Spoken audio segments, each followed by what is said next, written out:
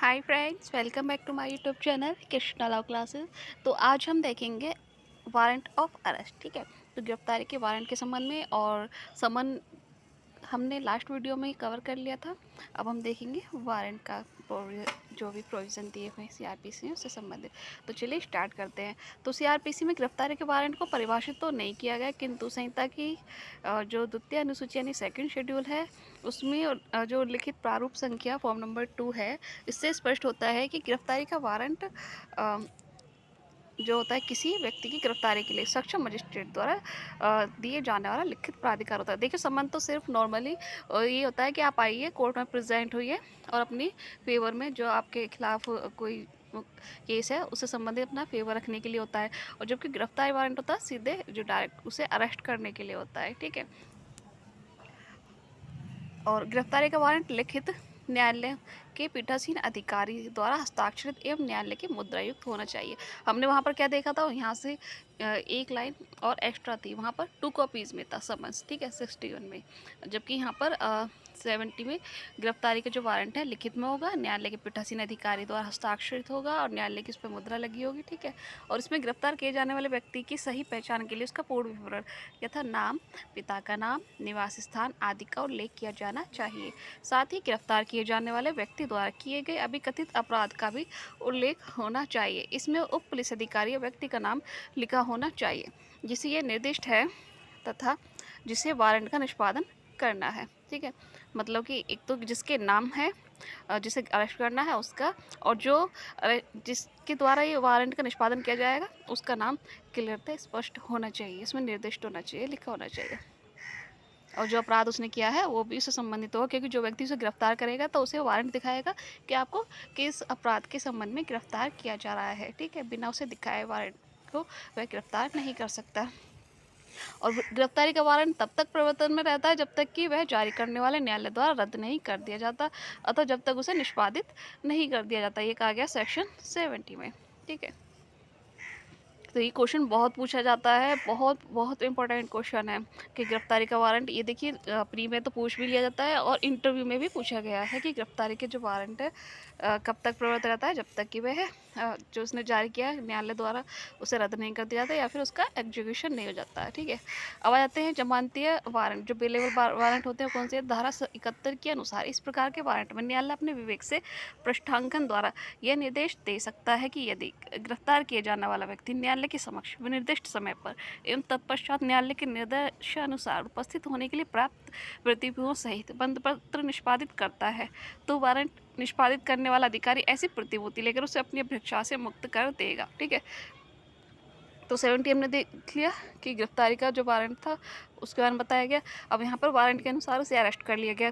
अब उसके बाद में यदि वह प्रतिभूति देता है तो उसे जो बंद पत्र प्रतिभूति है वो दे दिए जाने पर विरक्षा से मुक्त कर दिया जाएगा। और इस प्रकार लिए गए प्रतिभूति निष्पादित किया गया बंद पत्र वारंट निष्पादित करने वाले अधिकारी द्वारा न्यायालय के पास भेज दिया जाता है। यदि किसी पुलिस अधिकारी ने प्रतिभूति ली है तो जो बंद पत्र है, जो प्रतिभूति निष्पादित बंद पत्र है, वह किसको भेजा जाएगा, न्यायालय के पास। ठीक है, उस अधिकारी के द्वारा। ठीक है, और गिरफ्तारी का वारंट सामान्यतः किसी एक या अधिक पुलिस अधिकारियों को निर्दिष्ट होगा। ठीक, और किंतु वारंट का यथाशीघ्र निष्पादन आवश्यक होने पर तथा तत्काल पुलिस अधिकारी अनुपलब्ध होने पर यदि जो गिरफ्तारी का वारंट है एक अधिक पुलिस अधिकारियों को निर्दिष्ट है किंतु वारंट का यथाशीघ्र निष्पादन जरूरी है और जो तत्काल पुलिस अधिकारी है वो उपलब्ध नहीं है, तो न्यायालय क्या करेगा, वह वारंट किसी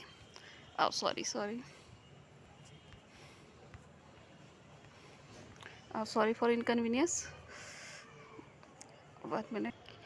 तो वह पुलिस अधिकारी भी उपलब्ध नहीं है तो न्यायालय क्या करेगा, न्यायालय वह वारंट किसी अन्य व्यक्ति को अथवा व्यक्तियों को निर्दिष्ट कर सकता है और इस प्रकार निर्दिष्ट व्यक्ति उस वारंट का निष्पादन करेंगे। यदि पुलिस अधिकारी उपलब्ध नहीं है तो किसी व्यक्ति को निर्दिष्ट किया जा सकता है और एक से अधिक अधिकारियों अथवा व्यक्तियों को वारंट निर्दिष्ट किए जाने की स्थिति में उस वारंट का निष्पादन उन सबके द्वारा अथवा उनमें से किसी एक या अधिक के द्वारा किया जा सकता है, कहा गया है 72 में। ठीक, और मुख्य न्यायिक मजिस्ट्रेट अथवा प्रथम वर्ग न्यायिक मजिस्ट्रेट निकल भागे सिद्ध दोष अपराधी अथवा उद्घोषित अपराधी अथवा गिरफ्तारी से बच रहे किसी अजमानती अपराध के अभियुक्त की गिरफ्तारी के लिए स्थानीय अधिकारिता के अंदर किसी भी व्यक्ति को वारंट निर्दिष्ट कर सकता है और इस प्रकार निर्दिष्ट किया गया प्रत्येक गए जो व्यक्ति है वारंट की प्राप्ति को लिखित रूप में भी स्वीकृत करेगा। ठीक है। और गिरफ्तार किया जाने वाला व्यक्ति यदि उसके भार साधन के अधीन किसी भूमि अथवा संपत्ति में है या प्रवेश करता है तो वह वारंट के निष्पादन में उस व्यक्ति को गिरफ्तार करके उस वारंट सहित निकटतम पुलिस अधिकारी को सुपुर्द कर देगा। तब ऐसा पुलिस अधिकारी यदि धारा 71 के अधीन प्रतिभूति लेने के लिए निर्दिष्ट नहीं किया गया तो गिरफ्तार व्यक्ति को उस मामले में अधिकार रखने वाले मजिस्ट्रेट के समक्ष भिजवाएगा। ये कहा गया सेक्शन 73 में।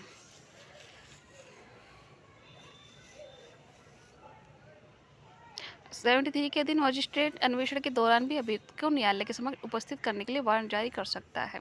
ठीक है। यदि वह इन्वेस्टिगेशन कर रहा था ड्यूरिंग इन्वेस्टिगेशन, ठीक है, न्यायालय समक्ष उपस्थित करने के लिए वारंट जारी कर सकता है, ना कि अन्वेषण की सहायता, मतलब अन्वेषण के लिए नहीं, न्यायालय समक्ष उपस्थित होने के लिए।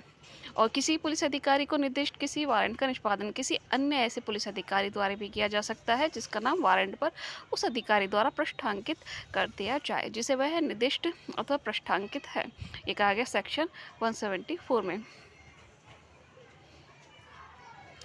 नेक्स्ट है वारंट का निष्पादन कैसे होगा। एग्जीक्यूशन ऑफ वारंट सेक्शन 77 के अनुसार गिरफ्तारी का वारंट भारत के किसी भी भाग में निष्पादित किया जा सकता है। यहाँ भारत से तात्पर्य उन राज्य क्षेत्रों से है जिन पर इस संहिता का विस्तार है। साथ ही धारा 2F के धारा 1 सब 2 के अनुसार इस संहिता का विस्तार जम्मू कश्मीर राज्य के सिवाय संपूर्ण भारत पर है। अतः उपरोक्त प्रावधानों के अनुरूप स्थान पर ही गिरफ्तारी का वारंट निष्पादित किया जा सकता है। ठीक है। भारत के अंतर्गत ही, जहाँ पर पहले ही जम्मू कश्मीर में नहीं था लेकिन अब जम्मू कश्मीर पर भी होगा।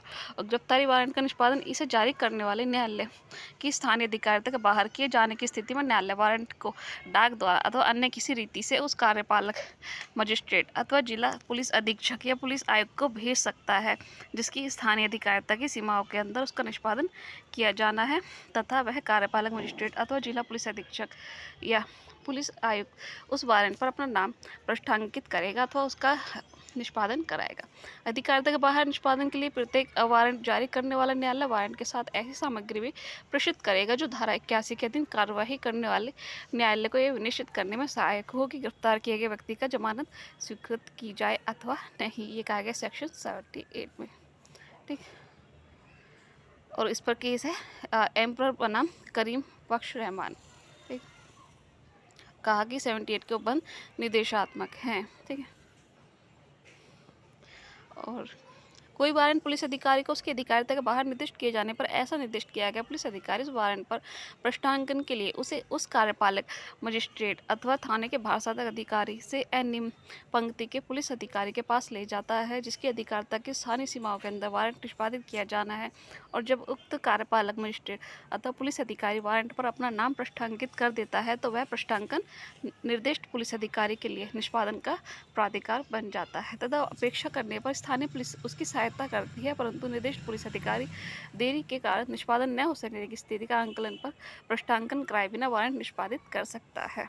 ठीक है। देरी को निवारित करने के लिए बिना पृष्ठांकन के भी वारंट का एग्जीक्यूशन किया जा सकता है। एक आ गया सेक्शन 79 में। गिरफ्तारी के वारंट का प्रत्येक निष्पादन करने वाला पुलिस अधिकारी अथवा अन्य व्यक्ति के लिए आवश्यक है कि गिरफ्तार किए जाने वाले व्यक्ति को वारंट का सार सूचित करे तथा मांग किए जाने पर उस व्यक्ति को वारंट भी दिखाते। एक आ गया सेक्शन 75 में। गिरफ्तारी के पश्चात प्रक्रिया क्या होगी। 76 में धारा 57 में बंदी प्रावधान की पुष्टि की गई है कि यदि गिरफ्तार व्यक्ति को प्रतिभूति सहित बंद पद पर छोड़ा नहीं जाता तो उसे न्यायालय के समक्ष 24 घंटे के अंदर लाया जाएगा जिसके समक्ष उसे पेश किया जाना है। जब गिरफ्तारी वारंट का निष्पादन जिस जिले में वारंट जारी किया गया था उस जिले के बाहर किसी अन्य जिले में किया जाता है तो ऐसी स्थिति में गिरफ्तार व्यक्ति को उसी जिले के कार्यपालक मजिस्ट्रेट अथवा जिला पुलिस अधीक्षक या पुलिस आयुक्त के समक्ष ले जाया जाएगा। किंतु निम्न स्थिति में गिरफ्तार व्यक्ति को जिस जिले की अधिकारिता की स्थानीय सीमाओं में गिरफ्तार किया गया है वहाँ के कार्यपालक मजिस्ट्रेट अथवा जिला पुलिस अधीक्षक या पुलिस आयुक्त के समक्ष नहीं ले जाया जाएगा। यदि अधिकारिता के अंदर है तो वहाँ नहीं ले जाया जाएगा, लेकिन अधिकारिता के बाहर तो वहाँ किसके पास कार्यपालक मजिस्ट्रेट है जिला पुलिस अधीक्षक के पास ले जाया जाएगा।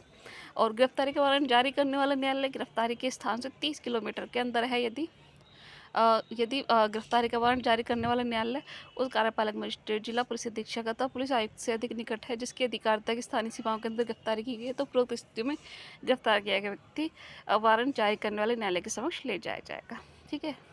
यदि गिरफ्तार व्यक्ति की धारा 71 के अंतर्गत प्रतिभूति ले ली गई है तो भी उसे गिरफ्तार किए जाने वाले जिले के कार्यपालक मजिस्ट्रेट अथवा जिला पुलिस अधीक्षक या पुलिस आयुक्त के समक्ष नहीं ले जाया जाएगा यदि प्रतिभूति ले ली गई तो।